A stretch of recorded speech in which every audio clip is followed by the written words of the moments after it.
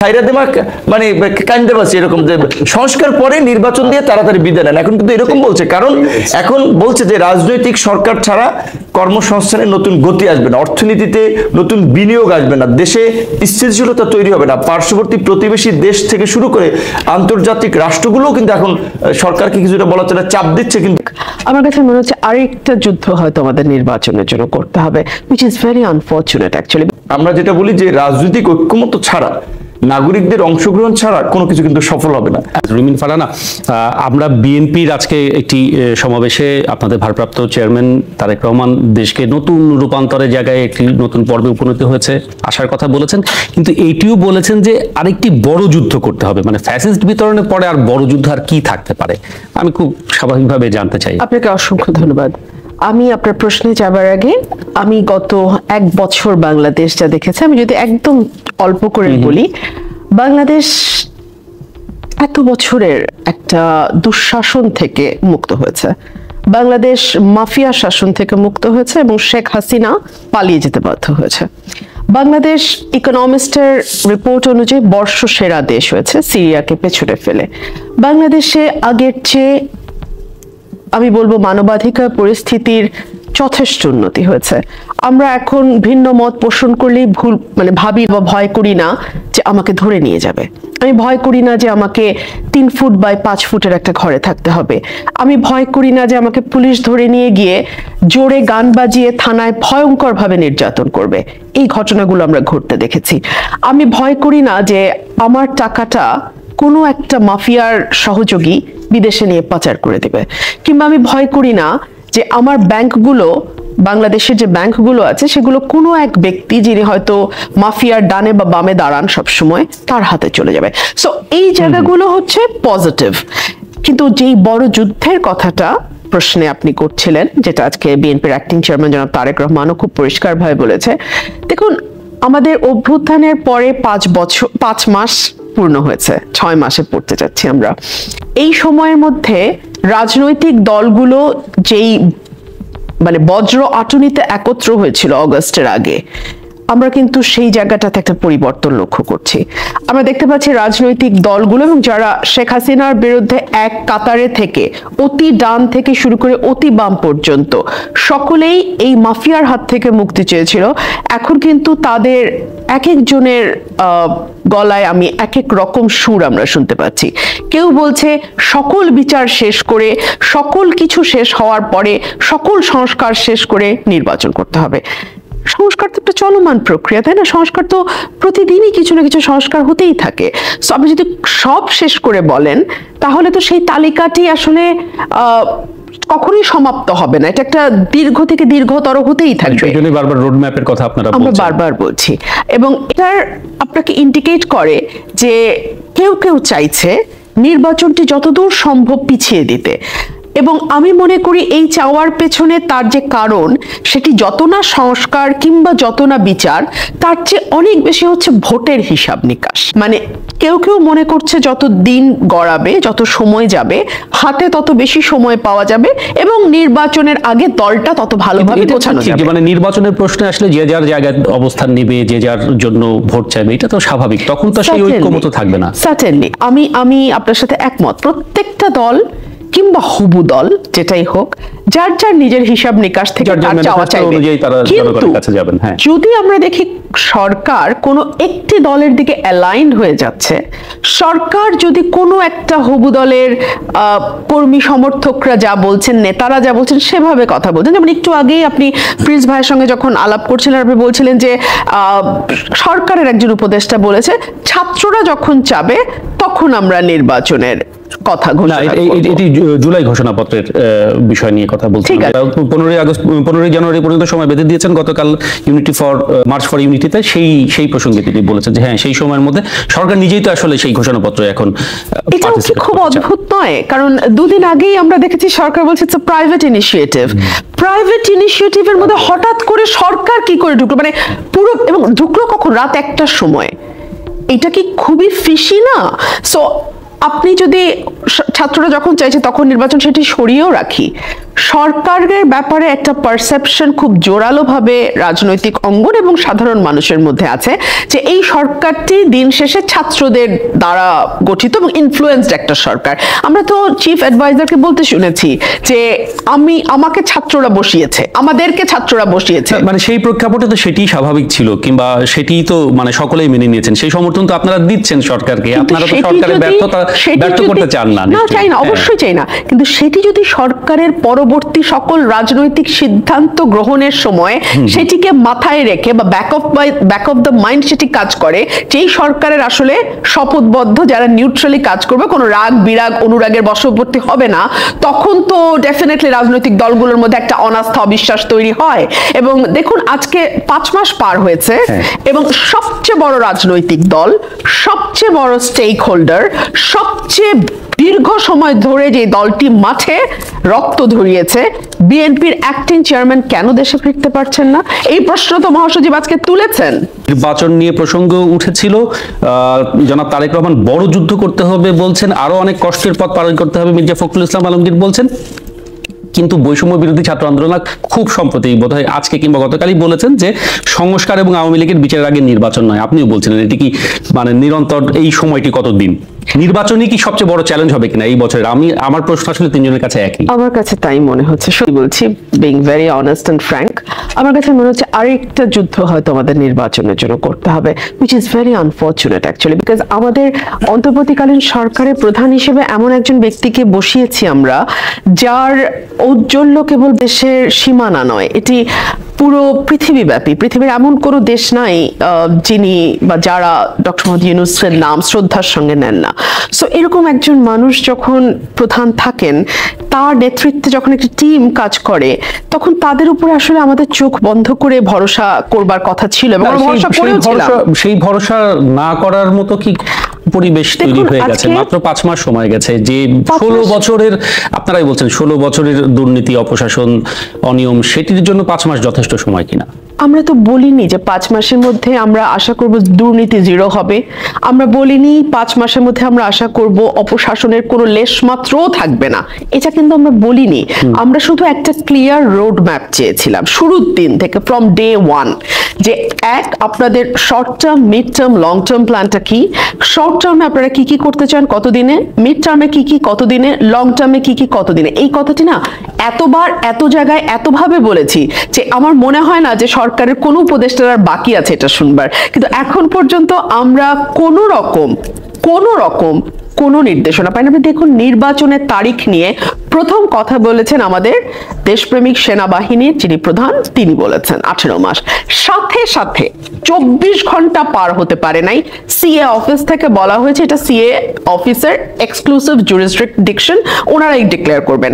তারপরে এক একজন উপদেষ্টা এক এক সময় বলেছেন, এমনকি চিফ অ্যাডভাইজার পর্যন্ত বলেছেন 25 ডিসেম্বরের মধ্যে, যেখানে কিনা ওনার প্রধান প্রেস সচিব বলছেন 2026 জুনে, অর্থাৎ 26 প্রথমার্ধে এরকম বলেছেন, সেটির একটা ব্যাখ্যা দিয়েছেন যে জুন পর্যন্ত। তো আপনি দফায় দফায় কখনো 1 বছর কখনো 6 মাস কেন রে ভাই?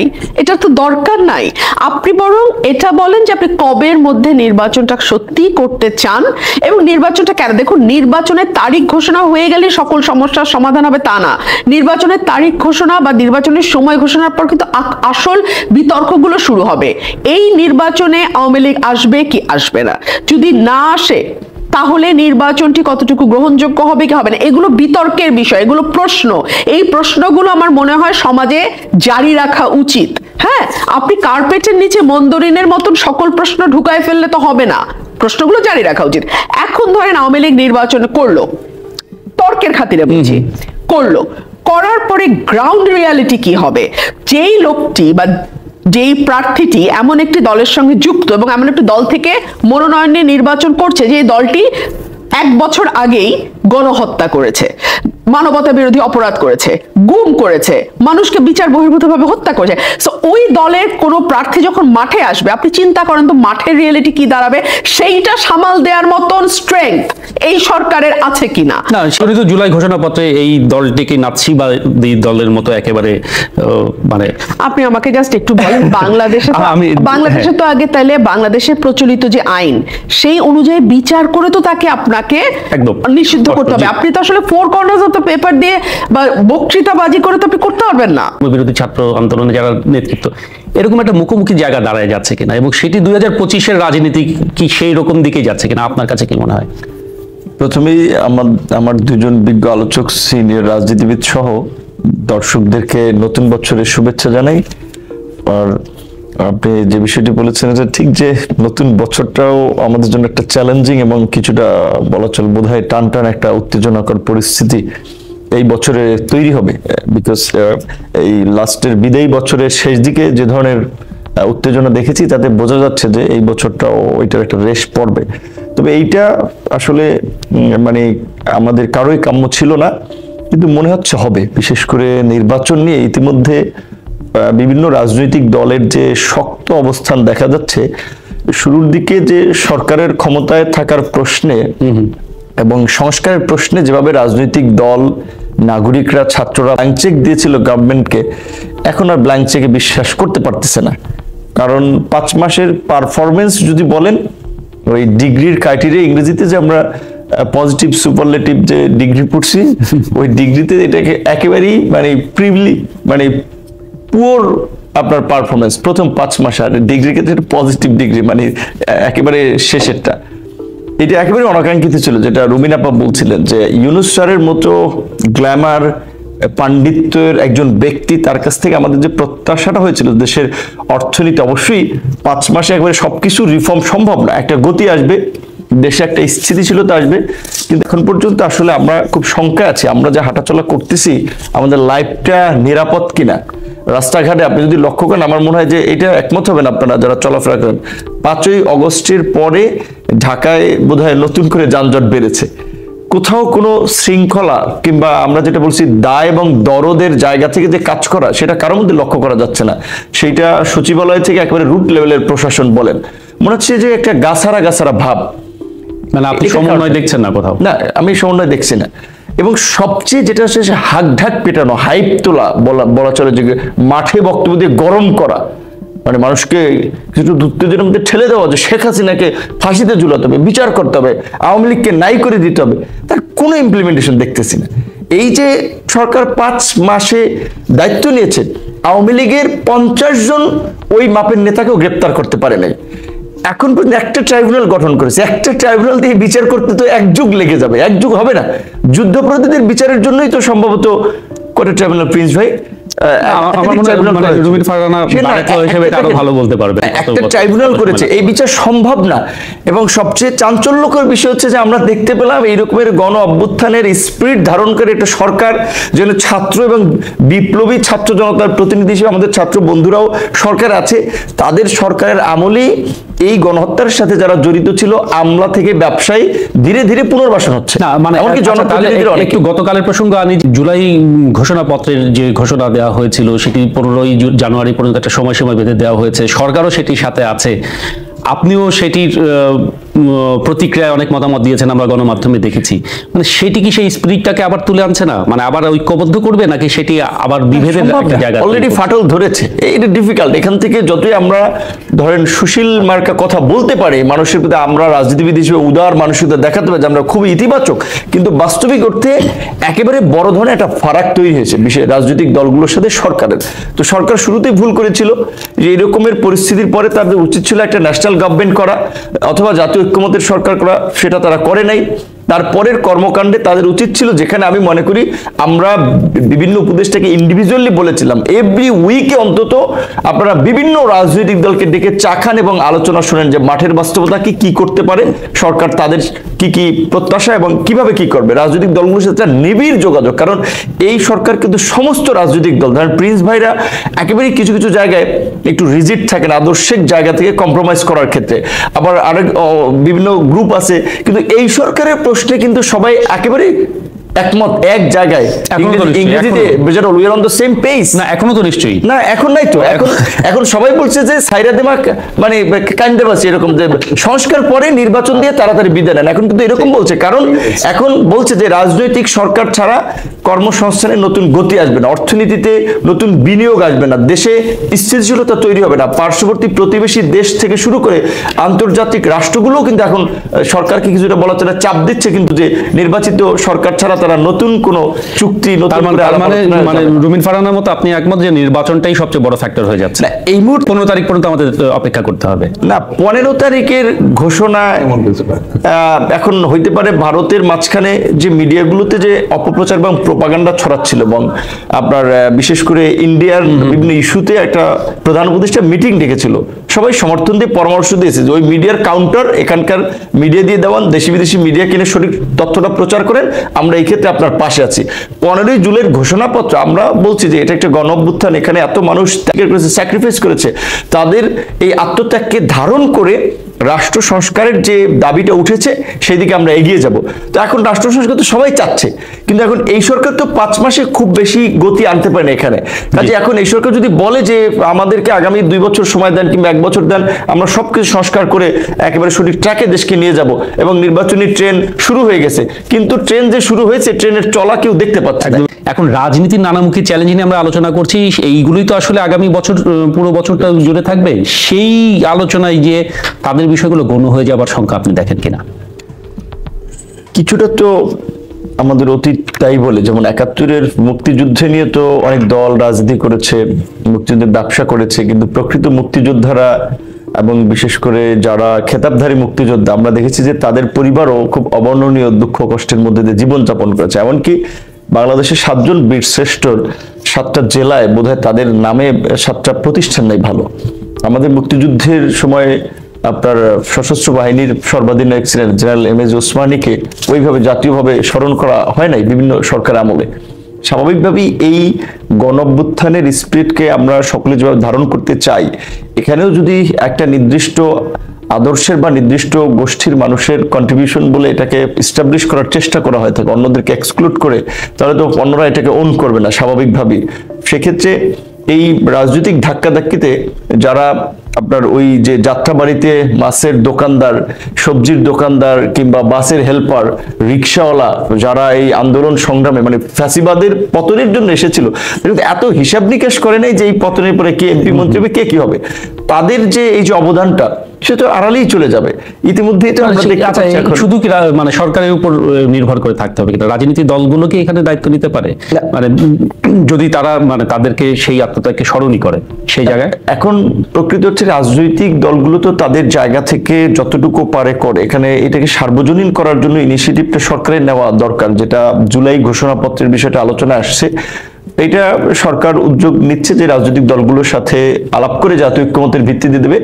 সেইখানে যদি এই বিষয়টা উল্লেখ থাকে এবং বিশেষ করে মানুষের যে রাষ্ট্র সংস্কারের যে আকাঙ্ক্ষা তার একটা দিক নির্দেশনা থাকে, সেটা মনে করি যে এই লোকগুলোর আপনার কন্ট্রিবিউশনকে কিছুটা আমাদের মাঝে জ্বলন্ত রাখবে।